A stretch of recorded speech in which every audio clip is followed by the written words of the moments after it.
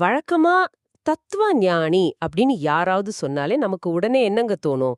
எங்கேயோ ஒரு அமைதியான மலை உச்சியிலயோ, இல்ல ஒரு மரத்தடியிலயோ உட்காந்துகிட்டு, உலகத் தொடர்பே இல்லாம, எந்த கவலையும் இல்லாம சிந்தனையில ஆழ்ந்திருக்கிற ஒரு மனிதர். அப்படிதானே நம்ம மனசுல ஒரு பிம்பம் வரும். ஆமா, கண்டிப்பா. சவால்கள் எதுவும் இல்லாத ஒரு தனிமையான இடத்துல இந்த நிஜ வாழ்க்கை பிரச்சனைகள், அதாவது இஎம்ஐ கட்டணும், வேலைக்கு போகணும் அப்படிங்கிற எந்த நெருக்கடியும் தொடாத ஒரு தூரத்துல இருக்கிற மாதிரி ஒரு எண்ணம் தான் எல்லாருக்குமே வரும். ஆனா, இப்போ ஒரு விஷயத்தை யோசிச்சு பாருங்க. இந்த உலகத்தோட மிகச்சிறந்த தத்துவ ஞானிகளில் ஒருவர், அதே சமயம் உலகத்திலேயே மிகவும் சக்தி வாய்ந்த ஒரு பேரரசராகவும் இருந்தார்னா. அது ஒரு மிகப்பெரிய முரண்பாடு இல்லையா? ஆமா. அதுவும் ஒரு ஏசி ரூம்ல உட்கார்ந்து அவர் தத்துவங்களை எழுதல. கொடூரமான போர்க்களங்கள், சுற்றிலும் ரத்தம், சகதி, கூடவே இருந்தவங்களோட அரசியல் துரோகங்கள், கொத்து கொத்தா மக்களை கொன்ற பிளேக் நோய், இப்படிப்பட்ட ஒரு நரகத்துக்கு நடுவுல அவர் அந்த தத்துவங்களை ஒரு டைரியில எழுதினார்னா, அது நம்ம மனசுல இருக்கிற அந்த பிம்பத்தையே சுக்கு நூறா உடைக்குது. நிஜமா. அது அந்த தத்துவத்தையே முற்றிலும் ஒரு புதிய கோணத்துல பார்க்க வைக்குது. ஏன்னா, அது வெறும் வார்த்தைகள் இல்ல. மிக மோசமான ஒரு நெருக்கடியில ஒரு மனிதன் தன்னோட மனநலத்தை காப்பாத்திக்கிறதுக்காக சோதித்து பார்த்த ஒரு சர்வைவல் கூல்கிட் அப்படின்னு கூட சொல்லலாம். அந்த ஒரு ஆழமான விஷயத்தை தான் நாம இன்னைக்கு இந்த ஆழமான அலசல்ல விவாதிக்க போறோம். டொனால்ட் ஜே ராபர்ட்சன் எழுதிய a guide to Marcus Aurelius and stoicism அப்படிங்கிற புத்தகத்தை அடிப்படையா வச்சு தான் நாம பேச போறோம். ஆமா. இந்த ஸ்டோயிசிசம் அப்படிங்கிற பழங்கால தத்துவம் ஏதோ வரலாற்று புத்தகங்கள்ல தூங்கிட்டு இருக்கிற ஒரு பாடம் கிடையாது. கண்டிப்பா கிடையாது. இன்னைக்கு நவீன காலத்துல மன அழுத்தத்துக்கு சிகிச்சை அளிக்க பயன்படுத்தப்படுற சிபிடி, அதாவது காக்னிட்டிவ் பிஹேவியரல் தெரப்பி, இதுக்கு அடித்தளமே இந்த ஸ்டோயிசிசம் தான். ரோமானிய பேரரசர் மார்க்கஸ் அரேலியஸ் தன்னோட மிக கடினமான வாழ்க்கையில இதை எப்படி பயன்படுத்தினாருன்னு பாக்குறதுக்கு முன்னாடி இந்த ஸ்டோயிசிசம் அப்படிங்கறதோட அடிப்படை என்னன்னு நம்ம புரிஞ்சுக்கணும். ஏன்னா பலரும் இத தப்பா புரிஞ்சிருக்காங்க. உண்மைதான். ஸ்டோயிசிசத்தோட இறுதி இலக்கு அப்படிங்கிறது இயற்கையோடு இணைந்து வாழ்வது அப்படின்னு அவங்க சொல்றாங்க. ஆமா. இத கேட்ட உடனே பலரும், ஓ, அப்போ காடுகளை அழிக்க கூடாது, மரங்களை நட்டுட்டு இயற்கையோட வாழணும் போல அப்படின்னு நினைச்சுக்கிறாங்க. அதுதான் இல்ல. அவங்க சொல்ற இயற்கை அதுவல்ல. மனித இயற்கையின் மிக உயர்ந்த பகுதியாக அவர்கள் எதை நினைத்தார்கள் என்றால் நமது பகுத்தறிவு. அதாவது ஒரு விலங்குக்கு பசித்தால் அது கோபப்படும், கடிக்கும். ஆனா மனிதன் அப்படி செயல்படக்கூடாது. கரெக்ட். நமக்கு உணர்ச்சிகளுக்கும் நமது செயலுக்கும் இடையில ஒரு சிறிய இடைவெளி இருக்கு. அந்த இடைவெளியில நமது மூளையின் சிந்திக்கும் திறனை பயன்படுத்தி முடிவெடுப்பதுதான் இயற்கையோடு இணைந்து வாழ்வது. இப்போ எனக்கு ஒரு சந்தேகம். அப்போ நாம எதை நல்ல விஷயங்கள்னு தேடி ஓடுறோமோ, அதாவது பணம், புகழ், அதிகாரம், நல்ல ஆரோக்கியம், இதெல்லாமே ஸ்டோயிசிசம் தின்படி நல்ல விஷயங்கள் கிடையாதா? கிடையாது. அதெல்லாம் வெறும் வெளிப்புற விஷயங்கள். அதுவாகவே நல்லது கிடையாது, அதுவாகவே கெட்டதும் கிடையாது. ஓ. ஒரு மிகப்பெரிய லாட்டரி விழுந்து பல கோடி ரூபாய் கிடைச்ச பல பேர் கொஞ்ச வருஷத்திலே கடனாளியாகி வாழ்க்கைய அழிச்சுக்கிட்ட கதைகளை நாம நிறைய பார்த்திருக்கோம். அப்ப செல்வம் என்பது தானாகவே ஒரு நல்ல விஷயம் கிடையாது. அதை நாம எப்படி பயன்படுத்துறோம் அப்படிங்கிறதுல தான் அதோட மதிப்பே இருக்கு. ஆஹா. இத நான் இப்படி பாக்குறேன். செல்வம், அதிகாரம், இதெல்லாமே நம்ம வீட்ல ஓடுற மின்சாரம் மாதிரி. கரண்ட் அப்படிங்கிறது நல்லதும் இல்ல, கெட்டதும் இல்ல. மிகச் சரியான உதாரணம். அதுக்குள்ள ஒரு பெரிய சக்தி இருக்கு. அத நாம சரியான வயரிங் பண்ணி பயன்படுத்தினா அது நம்ம வீட்டை வெளிச்சமாக்கும். ஆனா அந்த வயரிங் சரியில்ல, ஒரு முட்டாள்தனமா அதை கையாண்டோன்னா அது மொத்த வீட்டையும் எரிச்சு சாம்பலாக்கிடும். ஸ்டோயிசிசம் அப்படிங்கிறது அந்த கரண்ட்டை கட்டுப்படுத்துற வயரிங், சரியா? மிகச்சரியான ஒப்புமைங்க. அந்த வயரிங் ரொம்ப ஸ்ட்ராங்கா இருக்கணும்னா அதுக்கு சாக்ரட்டிஸ் சொன்ன 4 முக்கிய நற்பண்புகள் தேவை அப்படின்னு ஸ்டோயிக்குகள் நம்பினாங்க. இந்த 4 தூண்கள் தான் நம்ம மனசை சரியா வயரிங் செய்ய உதவுது. அந்த 4 தூண்களை பத்தி கொஞ்சம் ஆழமா பேசுவோம். ஏன்னா இது ஏதோ பள்ளிக்கூடத்துல படிக்கிற நீதி போதனை மாதிரி இல்லாம உளவியல் ரீதியா எப்படி வேலை செய்யுதுன்னு தெரிஞ்சுக்கணும். கண்டிப்பா. முதல் தூண் விஸ்டம், அதாவது விவேகம் அல்லது அறிவு. இது நிறைய புத்தகங்கள் படிக்கிற அறிவு கிடையாது. எது உண்மையிலேயே நம்ம கட்டுப்பாட்டுல இருக்கு, எது நம்ம கட்டுப்பாட்டுல இல்ல அப்படிங்கறத பிரித்து பார்க்கும் தெளிவு. இதுக்கு ஒரு உதாரணம் சொல்ல முடியுமா? இப்ப டிராஃபிக்ல நாம மாட்டிக்கிறது நம்ம கட்டுப்பாட்டுல இல்ல. ஆனா அந்த கேஃபிக்ல உட்காந்துக்கிட்டு ஹார்ன் அடிச்சுட்டு பிளட் பிரஷரை ஏத்திக்கிறதா அல்லது ஒரு நல்ல பாட்டையோ பாட்காஸ்டையோ கேட்டுட்டு அமைதியா வர்றதா அப்படிங்கிறது நம்ம கட்டுப்பாட்டுல இருக்கு. இந்த விவேகம் தான் விஸ்டம். சூப்பர். அப்போ 2வது தூண் என்ன? ஜஸ்டிஸ், அதாவது நீதி. நீதிங்கிறது வெறும் நீதிமன்றங்கள்ல நடக்கிறது மட்டும் இல்ல, அன்றாட வாழ்க்கையில சக மனிதர்களை நாம எப்படி நடத்துறோம் அப்படிங்கிறது. ஓ, நம்மள சுத்தி இருக்கிறவங்க கிட்ட நடந்துக்கிற விதம். ஆமா, அலுவலகத்துல நம்ம சக ஊழியர்களை அல்லது நமக்கு கீழே வேலை செய்யறவங்கள அறிவோடும் கருணையோடும் நடத்துறோமா அப்படிங்கிறது தான் நீதி. மூணாவது தூண் ரொம்ப முக்கியமானது ஃபார்ட்டிடியூட் அல்லது தைரியம். இது ஏதோ ஜிம்முக்கு போய் உடம்பை ஏத்திட்டு கத்திய தூக்கிட்டு சண்டைக்கு போற தைரியம் இல்ல. அதுக்கு பின்னாடி ஒரு மன உறுதி, ஒரு சைக்கலாஜிக்கல் ரெசிலியன்ஸ் தானே. ஆஹா, மனிதர்களாகிய நமக்கு நிறைய பயங்கள் இருக்கும். தோல்வி பயம், வறுமை பற்றிய பயம், அடுத்த மாசம் வேலையிலிருந்து தூக்கிடுவாங்களோங்கிற பயம். ஒரு பெரிய நெருக்கடி வரும்போது ஐயோ என்ன ஆகுமோன்னு உணர்ச்சிகளுக்கு அடிமையாகாம அந்த பயத்தை பகுத்தறிவால எதிர்கொள்ளும் மன உறுதிதான் ஃபார்ட்டிடியூட். நாலாவது தூண் டெம்பரன்ஸ், அதாவது நிதானம் அல்லது கட்டுப்பாடு. இதுதான் இன்னைக்கு நம்ம தலைமுறைக்கு ரொம்பவே தேவையானது. நம்மளோட ஆசைகளை விவேகத்தின் மூலம் எப்படி கட்டுப்படுத்துகிறோம் என்பது. எனக்கு இது ரொம்ப ரிலேட்டபிளா தோணுது. ஒரு தடவை இன்ஸ்டாகிராம் ரீல்ஸ் பார்க்க ஆரம்பிச்சா 2 மணி நேரம் எப்படி போச்சுன்னே தெரியாம ஸ்க்ரோல் பண்ணிட்டே இருக்கோம். இல்லனா நைட்டு தூங்குறதுக்கு முன்னாடி ஒரு முழு பாக்கெட் சிப்ஸை காலி பண்றோம். உண்மைதான். அப்போ அந்த டெம்பரன்ஸ் அப்படிங்கிற வயரிங் கட்டாயி நம்ம மூளை வெறும் உணர்ச்சிகளால மட்டுமே செயல்படுது. சரி, இந்த 4 தூண்டுகளும் கேட்க ரொம்ப நல்லா இருக்கு. ஆனா எனக்கு இப்போ ஒரு முக்கியமான கேள்வி வருது. இதெல்லாம் தியரியா சொல்றதுக்கு ஈஸி. சரி கேளுங்க. நாளைக்கு ஆபீஸ்ல என்னோட பாஸ் எனக்கு ஒரு ரொம்ப கோபமான தப்பான இமெயில் அனுப்புறாருன்னு வச்சுப்போம். அந்த நிமிஷத்துல எனக்கு இந்த விஸ்டம், டெம்பரன்ஸ் எல்லாமே மறந்து போயிடுமே. அந்த நேரத்துல கோபம் தானே தலைக்கேறும். இத நிஜ வாழ்க்கையில எப்படி பயிற்சி செய்யறது? இங்கதான் ஸ்டோயிசிசம் ஒரு தத்துவமா இல்லாம ஒரு உளவியல் சிகிச்சையா மாறுது. இன்னைக்கு சிபிடில சொல்லப்படுற அதே பயிற்சிகளை 2000 வருஷங்களுக்கு முன்னாடியே ஸ்டோயிக்கு 4 முக்கிய பயிற்சிகளா செஞ்சாங்க. 4 பயிற்சிகளா? என்னென்ன அது? முதல் பயிற்சி கான்டெம்ப்ளேஷன் ஆஃப் த சேஜ், அதாவது ஞானிய பற்றி சிந்தித்தல். நமக்கு ஒரு பிரச்சனை, நீங்க சொன்ன மாதிரி பாஸ்கெட் இருந்து ஒரு மோசமான இமெயில் வரும்போது, இதே சூழ்நிலையில சாக்ரட்டிஸ் இருந்திருந்தால் அல்லது மார்க்கஸ் ஒரேலியஸ் இருந்திருந்தால் அவங்க எப்படி ரியாக்ட் பண்ணிருப்பாங்க அப்படின்னு யோசிக்கிறது. ஓ, இது நம்மளோட ஈகோவை அந்த பிரச்சனையிலிருந்து கொஞ்சம் விலக்கி வைக்கிறதுக்கான ஒரு தந்திரம். ஏன்னா பிரச்சனை எனக்கு நடக்கும்போது நான் ரொம்ப எமோஷனல் ஆவேன். ஆனா மார்க்கஸ் அரேலியஸ் அங்க வச்சு பார்க்கும்போது அந்த இமெயில் வெறும் வார்த்தைகளா மட்டும்தான் தெரியும். ரொம்ப பிராக்டிக்கலான விஷயம். சரியா பிடிச்சிங்க. இரண்டாவது பயிற்சி தான் ரொம்ப சக்தி வாய்ந்தது. ப்ரீமெடிடேஷன் ஆஃப் அட்வர்சிட்டி, துன்பங்களை முன்கூட்டியே கற்பனை செய்தல். முன்கூட்டியே கற்பனை செய்யறதா? ஆமா, அதாவது நாளைக்கு நமக்கு ஒரு பெரிய விபத்து நடக்கலாம், அல்லது வேலை போகலாம், அல்லது ஒரு பெரிய இழப்பு ஏற்படலாம் அப்படின்னு முன்கூட்டியே கற்பனை செஞ்சு அதை மனசுக்குள்ளேயே ஒத்திக பார்க்கறது. ஒரு நிமிஷம் கொஞ்சம் இருங்க.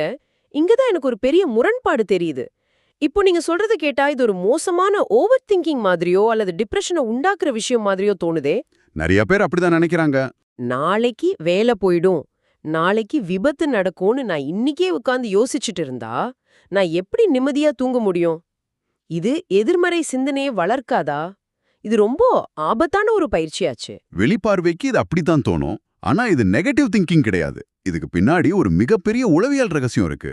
இன்னைக்கு சிபிடி தெரப்பில இதை எக்ஸ்போஷர் தெரப்பி அப்படின்னு சொல்றாங்க. எக்ஸ்போஷர் தெரப்பியா? ஆமா, ஒரு கெட்ட விஷயம் நடக்கும்போது நமக்கு ஏன் கை கால்லாம் நடுங்குது, ஏன் அவ்வளோ பெரிய அதிர்ச்சி ஏற்படுது? ஏன்னா நமது மூளை அதை கொஞ்சம் கூட எதிர்பார்க்கல. இந்த பயிற்சி என்ன பண்ணுதுன்னா, ஒரு மோசமான சூழ்நிலையை கற்பனை செஞ்சு அதுல இருக்கிற உணர்ச்சிகளை மட்டும் பிரிச்சு எடுத்துட்டு லாஜிக்கா எப்படி சமாளிக்கலாம்னு யோசிக்க வைக்குது. ஆஹா, அப்போ இது ஒரு தற்காப்பு பயிற்சி மாதிரி.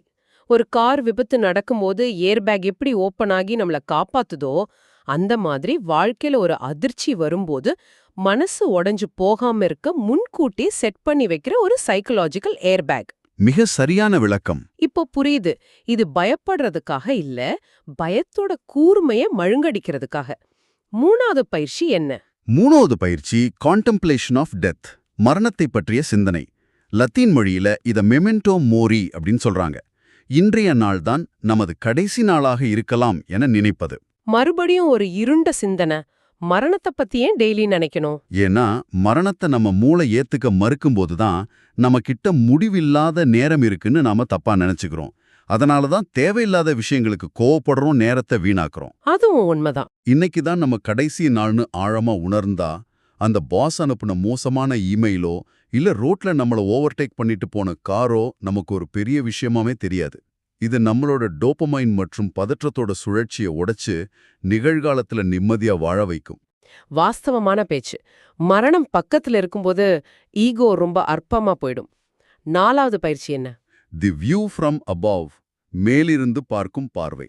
அதாவது ஒரு மலையின் உச்சியிலிருந்தோ அல்லது விண்வெளியிலிருந்தோ இந்த உலகை பார்ப்பது போல கற்பனை செய்வது. இந்த பயிற்சி எனக்கு ரொம்ப பிடிக்கும். இப்போ நான் ஆஃபீஸ்ல என் மேனேஜர் எனக்கு ப்ரொமோஷன் தரலன்னு ரொம்ப மன அழுத்தத்துல இருக்கேன்னு வச்சுப்போம். அதையே நினைச்சு நினைச்சு வருத்தப்படுவேன். ஆமா, வழக்கமா நடக்கிறது தான். ஆனா இந்த பூமிய விண்வெளியிலேருந்து பார்க்குற மாதிரி கற்பனை பண்ணுனா, பல கோடி கேலக்சிகளுக்கு நடுவுல இருக்கிற ஒரு சின்ன புள்ளி இந்த பூமி. அதுல இந்தியாங்கிற ஒரு நாடு, அதுல ஒரு சின்ன ஊர்ல, ஒரு சின்ன பில்டிங்ல, ஒரு கம்ப்யூட்டர் முன்னாடி உட்காந்துக்கிட்டு நான் ஒரு சின்ன இமெயிலுக்காக அழுதுட்டு இருக்கேன் அப்படிங்கிறது எவ்ளோ முட்டாள்தனமா தோணும். கண்டிப்பா. இதே உண்மையிலேயே நம்ம பிரச்சனைகளோட உண்மையான சைஸ நமக்கு காட்டுது. சரி, இந்த அளவுக்கு மனித மனச துல்லியமா புரிஞ்சு அதை கண்ட்ரோல் பண்ற டெக்னிக்ஸை உருவாக்கியிருக்காங்கன்னா, இதை யாரோ ஒரு பெரிய ராஜாவோ இல்ல எந்த கவலையும் இல்லாத ஒரு கோடீஸ்வரரோ கண்டிப்பா உருவாக்கியிருக்க முடியாது. அப்படின்னு நீங்க நினைக்கிறீங்க? ஆமா, வாழ்க்கையில ரொம்ப அடிபட்ட ஒருத்தரால தான் இவ்ளோ ஆழமான தத்துவத்தை கொடுக்க முடியும்னு தோணுது. இதோட வரலாறு என்ன? இது எப்படி மார்க்கஸ் அரேலியஸ் கைக்கு வந்துச்சு? நீங்க சரியா யூகிச்சிங்க. இத ஒரு பெரிய வரலாற்று பின்னணியில பார்த்தோம்னா, இதோட பயணம் சிலிர்க்க வைக்கக்கூடியது. கிமு 301ல ஏதென்ஸ் நகரத்துல ஜீனோ அப்படிங்கிற ஒரு ஃபீனிஷிய வியாபாரியால தான் இது ஆரம்பிக்கப்படுது. அவரு சாதாரண ஆள் கிடையாது. ஓ, வியாபாரியா அவரு? ஆமா, ஒரு கப்பல் விபத்துல தன்னுடைய ஒட்டுமொத்த சொத்துக்களையும் கடல்ல இழந்துட்டு எதுவுமே இல்லாம நடுத்தருவுல நின்னவரு. அங்கிருந்து தான் ஒரு தத்துவத்தின் பக்கம் திரும்புறார். எல்லாவற்றையும் இழந்த ஒரு மனிதனின் தேடல் அங்க ஆரம்பிச்சது. ஆமா, அங்க ஆரம்பிச்சு காலப்போக்குல பல கைகள் மாறி ரோமானிய பேரரசுக்குள்ள வருது. இதுல இன்னொரு மிக முக்கியமான நபர் இருக்காரு. அவர் பேரு எபிக்டெட்டஸ். அவர் ஒரு தத்துவ ஞானியா பொறக்கல. அவர் நீரோ மன்னனோட செயலாளர்கிட்ட ஒரு சாதாரண அடிமையா இருந்தவரு. ஒரு அடிமையா? ஆமா, அவரு மாற்றுத்திறனாளியும் கூட. அவர் தன்னுடைய அடிமைத்தலையிலிருந்து விடுபட்டு மிகச்சிறந்த ஸ்டோயிக் ஆசிரியராக மாறுகிறார். அவருடைய போதனைகளை எல்லாம் அரியன் அப்படிங்கிற அவருடைய மாணவர் தி டிஸ்கோர்சஸ் அப்படின்னு ஒரு புத்தகமா துவக்குறாரு. ஒரு கப்பல் விபத்துல மாட்டின வியாபாரி கிட்ட ஆரம்பிச்சு கால் ஊனமற்ற ஒரு அடிமை மூலமாக அது அடுத்த கட்டத்துக்கு போகுது. இது எப்படி உலகத்தின் சக்கரவர்த்தி கைக்கு போச்சு? அந்த அரியன் அப்படிங்கிறவரோட நண்பர் தான் ரஸ்டிகஸ். அவர்தான் பின்னாடி மார்க்கஸ் அரேலியஸின் ஆசிரியரா வர்றாரு. அவர் மூலமாகத்தான் எபிக்டெட்டஸின் அந்த புத்தகம் மார்க்கஸ் அரேலியஸின் கைகளுக்கு வந்து சேர்கிறது. நம்பவே முடியல. யோசிச்சு பாருங்க, ஒரு காலத்தில் அடிமையாக இருந்த ஒருவரின் தத்துவ போதனைகள் அந்த உலகத்தின் மிக சக்தி வாய்ந்த பேரரசனால் தன்னுடைய வாழ்க்கையின் வழிகாட்டியாக படித்து பின்பற்றப்படுகிறது. ஒரு அடிமையின் சிந்தனை ஒரு பேரரசனின் மனதை ஆளுது. இதுக்கு மேல ஒரு தத்துவத்தோட உலகளாவிய தன்மைக்கு வேற என்ன உதாரணம் வேணும்? சரி, இப்போ நம்ம கதையின் நாயகன் மார்க்கஸ் அரேலியஸ் கிட்ட வருவோம். இந்த தத்துவம் அவரோட வாழ்க்கையில எப்படி சோதிக்கப்பட்டது? ஏன்னா ராஜாக்கள்னாலே பெரிய அரண்மனையில திராட்சரசம் குடிச்சிட்டு நிம்மதியா இருப்பாங்கன்னு தான் நாம நினைப்போம். மார்க்கஸ் அரேலியஸின் வாழ்க்கை ஒருபோதும் அப்படி அமைதியா இருந்ததில்ல. அவர் பேரரசராக முடிசூட்டிய கொஞ்ச காலத்திலேயே ரோமானிய பேரரசு நாலா பக்கமும் எதிரிகளால சூழப்படுது. நாலா பக்கமுமா? ஆமா, முக்கியமா மார்கோமன்னி போன்ற கொடூரமான ஜெர்மானிய பழங்குடியினருக்கும் பார்த்தியர்களுக்கும் எதிராக பல ஆண்டுகள் அவர் போர் முனையிலேயே தங்கியிருக்க வேண்டியிருந்தது. சுற்றிலும் பிணங்கள், ரத்தம், அது மட்டும் இல்லாம ஆண்டோனைன் பிளேக் அப்படிங்கிற ஒரு கொடூரமான நோய் பரவி லட்சக்கணக்கான மக்கள் இறந்துகிட்டு இருந்தாங்க. அந்த நரகத்துக்கு நடுவுல தான் அவர் த மெடிடேஷன்ஸ் புத்தகத்தை எழுதுறாரு இல்லையா? நான் இத படிக்கும்போது ஆச்சரியப்பட்ட ஒரு விஷயம் என்னன்னா, இது உலகத்துல இருக்கிற மக்கள் படிக்கணும், தான் ஒரு பெரிய தத்துவஞானின்னு பேர் வாங்கணும்னு அவர் எழுதவே இல்ல. ஆமா, அவர் பப்ளிஷ் பண்ணணும்னு நினைச்சு எழுதல. அந்த இருண்ட கூடாரத்துக்குள்ள பகல் முழுக்க நடந்த ரத்த கலரிய பார்த்துட்டு ராத்திரியில தன்னோட சொந்த மனசாட்சியை அமைதிப்படுத்துறதுக்காக தனக்குத்தானே எழுதி கொண்ட ஒரு தனிப்பட்ட டைரி தான் இந்த த மெடிடேஷன்ஸ். துல்லியமா சொன்னீங்க. அவர் ஒரு அமைதியான நூலகத்துல உட்கார்ந்ததை எழுதவில்லை. அந்த குறிப்புகள்ல அவருடைய தனிப்பட்ட போராட்டங்கள், விரக்திகள் எல்லாமே அப்பட்டமா தெரியும். அதிகாரம் கையில இருக்குன்னு அவர் இஷ்டத்துக்கு செயல்படல. ஆமா, அவர் ரொம்ப நிதானமா இருந்திருக்காரு. தனக்கு வரும் கோபத்தை எப்படி கட்டுப்படுத்துவதுன்னு அவரே 10 வழிகளும் எழுதி வச்சிருக்காரு. தான் மிகவும் மதிக்கும் தன்னுடைய ஆசிரியர் ரஸ்டிகஸ் மீதே தனக்கு சில நேரங்களில் கோபம் வந்ததையும், அதை அவர் ஒரு ஸ்டோயிக் முறையில் இப்படி கையாண்டார் என்பதையும் அவர் நேர்மையாக பதிவு செய்துள்ளார். அந்த மூல புத்தகத்திலிருந்து நான் படிச்ச ஒரு சுவாரஸ்யமான மேற்கோளை இப்ப நான் சொல்லியே ஆகணும். அவர் எழுதுறாரு, வெள்ளரிக்காய் கசப்பாக இருக்கிறதா? தூக்கி எறிந்து விடு. பாதையில் முட்கள் இருக்கிறதா? விலகி நட. ஏன் இப்படிப்பட்ட விஷயங்கள் உலகத்தில் இருக்கின்றன என்று தேவையில்லாமல் கேட்காதே. எவ்வளவு தெளிவான பார்வை! இது எவ்வளவு யதார்த்தமான ஒரு பார்வை பாருங்க. வெள்ளரிக்காய் ஏன் கசக்குதுன்னு உட்கார்ந்து அழுதுட்டு இருக்காம, நம்மால மாத்த முடியாத விஷயங்கள பத்தி புலம்பிக்கிட்டு இருக்காம, அத கடந்து போயிட்டே இருக்கணும் அப்படிங்கிற உளவியல எவ்வளவு எளிமையா சொல்லியிருக்காரு. அதே போல அவர் சந்தித்த துரோகங்களும் சாதாரணமானவை அல்ல. இப்ப நம்ம கூட வேலை செய்யற ஒருத்தர் நம்மள பத்தி தப்பா பேசினாலே நமக்கு எவ்வளவு கோபம் வரும். கண்டிப்பா கொந்தளிச்சிடுவோம். ஆனா மார்க்கஸ் அரேலியஸ்க்கு என்ன நடந்துச்சு தெரியுமா? அவருடைய சொந்த தளபதியும் அவர் மிகவும் நம்பிய நண்பருமான அவிடியஸ் டாசியஸ் எகிப்தில் மார்க்கஸுக்கு எதிராக கிளர்ச்சி செய்து தன்னைத்தானே பேரரசராக அறிவித்துக் கொண்டார். இது மிகப்பெரிய ராஜ துரோகமாச்சே. ஒரு சக்கரவர்த்தியா மார்க்கஸ் என்ன செஞ்சாரு? ஊரை எரிச்சிருப்பாரே? கிடையாது. இப்படிப்பட்ட ஒரு பெரிய துரோகத்திற்கு மத்தியிலும் மார்க்கஸ் தன்னுடைய ஸ்டோயிக் தத்துவத்திலிருந்து சற்றும் விலகவில்லை. அனைத்து மனிதர்களும் பிரபஞ்சத்தின் குடிமக்கள். அவங்க தப்பு செஞ்சாலும் ஒரு ஸ்டோயிக் எதிரிகளிடமும் நியாயமாகவும் கருணையுடனும் தான் நடக்க வேண்டும் என்ற கொள்கையை அவர் உறுதியாக பற்றிக் கொண்டார். வாட்? அவரை மன்னிக்க நினைச்சாரா? ஆமா, அவர் கேசியஸை கொல்ல உத்தரவிடவில்லை. மாறாக அவனை மன்னித்து ஒரு நல்ல முன்னுதாரணத்தை உருவாக்க வேண்டும் என்று நினைத்தார். பின்பு கேஷியஸ் அவன் ஆட்களாலேயே கொல்லப்பட்டான் என்பது வேறு கதை. இது உண்மையிலே சிலிர்க்க வைக்குது. ஒரு மனிதன் தன்னுடைய உணர்ச்சிகளை எந்த அளவுக்கு தன் கட்டுப்பாட்டுல வச்சிருந்தா இப்படிப்பட்ட முடிவு எடுக்க முடியும்? ஆனா கொஞ்சம் இருங்க, இங்கதான் எனக்கு ஒரு மிகப்பெரிய சந்தேகமே வருது. சொல்லுங்க, என்ன சந்தேகம்? இவ்வளவு சிறந்த தத்துவஞானியாக, இவ்வளவு சிறப்பான பேரரசராக, தன் உணர்ச்சிகளை இவ்வளவு நேர்த்தியா கையாண்ட மார்க்கஸ் அரேலியஸ் எப்படி கோமோடஸ் என்ற ஒரு மிக மோசமான, கொடூரமான, ஒரு மனநலம் சரியில்லாத மகனை தனக்கு அடுத்த வாரிசாக, அடுத்த பேரரசராக ஆக்கினார்? இது ரொம்ப முக்கியமான கேள்வி. இதனால ஒட்டுமொத்த ரோமானிய சாம்ராஜ்யமே அழிவை நோக்கி போச்சே. அப்போ இதோட உண்மையான அர்த்தம் தான் என்ன? ஸ்டோயிசிசம் அவர் ஒரு சிறந்த தந்தையாகவோ அல்லது தொலைநோக்கு பார்வையாளராகவோ மாற்றவில்லையா? அவர் அந்த இடத்துல ஒரு சராசரி அப்பாவா பாசத்துல கண்ணு தெரியாம தான் முடிவு பண்ணியிருக்காரு. இது ஸ்டோயிசிசத்தோட தோல்விதானே? இது ஒரு அருமையான கேள்வி. வரலாற்றை மேலோட்டமா பார்க்கிற பலருக்கும் இந்த சந்தேகம் வரும். இது மார்க்கஸின் குருட்டுத்தனமான பாசத்தால் எடுக்கப்பட்ட முடிவு அப்படின்னு பலரும் நினைக்கிறாங்க. ஆனா நிஜம் அது அல்ல. அப்போ பின்னணி வேறையா? ஆமா, இதுக்கு பின்னாடி இருந்த அரசியல் யதார்த்தத்தை, அந்த காலகட்டத்தோட சூழலை நம்ம கொஞ்சம் உற்று பார்க்கணும். அவர் தன்னுடைய தத்துவத்திலிருந்து விலகவே இல்ல.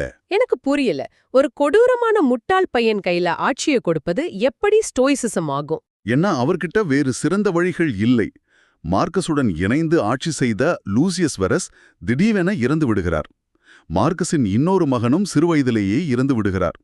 எஞ்சியிருந்த ஒரே நேரடி ஆண் வாரிசு கோமடஸ் மட்டும்தான்.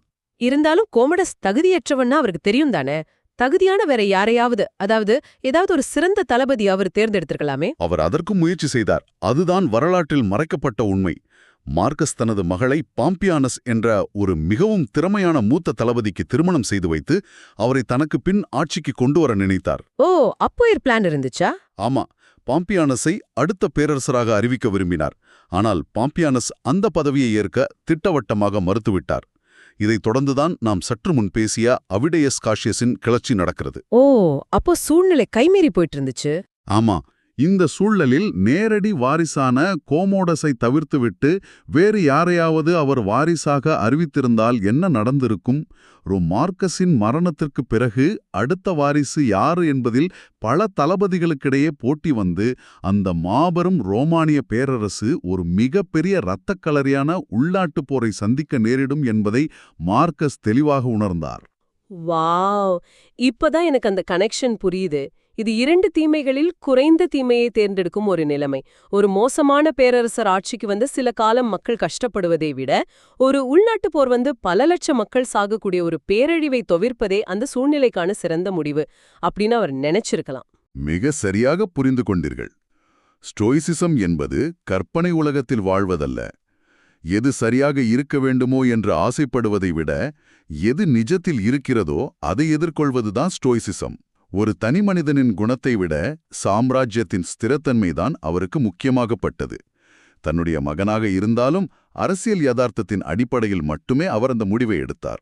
உண்மையிலேயே மார்க்கஸ் அரேலியஸ் ஒரு மனிதனாக, ஒரு பேரரசனாக சந்தித்த போராட்டங்களை கேட்கும்போது மெய் சிலிர்க்க வைக்கிறது.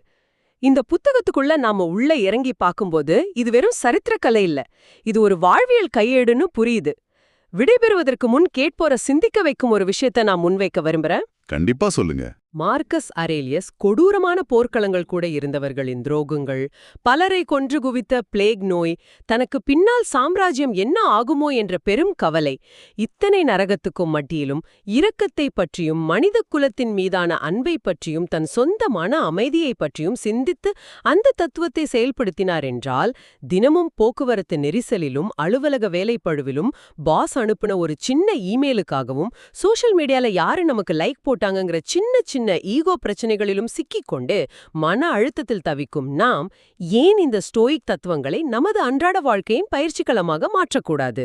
இதை கொஞ்சம் ஆழமாக சிந்தித்து பாருங்கள். இவ்வளவு நேரம் கேட்டதுக்கு ரொம்ப நன்றி. இந்த Tamil voice reads channel monetisation இல்லாம தான் நடக்குது. இந்த ஆடியோ புத்தகம் உங்களுக்கு பயன் தருது என்று நினைத்தால் இந்த முயற்சி தொடர்ந்து போக உங்க ஆதரவு மிகவும் உதவும். என்னுடைய இந்த முயற்சிக்கு நன்கொடை அளிக்க விருப்பம் இருந்தால் டிஸ்கிரிப்ஷன்ல கொடுக்கப்பட்டுள்ள UPI ஐடி மூலம் வழங்கலாம். உங்களால் முடிந்த அளவு போதும். சிறிய ஆதரவும் பெரிய உதவிதான். இந்த வீடியோ உங்களுக்கு பயனுள்ளதாக இருந்தால் சப்ஸ்கிரைப் பண்ணுங்க. மற்றவர்களுக்கும் பகிர்ந்து கொள்ளுங்கள். இந்த கருத்துக்கள் அவர்களுக்கும் தேவையாக இருக்கலாம். லைக் பண்ணுங்க. உங்க கருத்துக்களை கமெண்ட்ல பகிருங்கள். மனப்பூர்வமான நன்றி.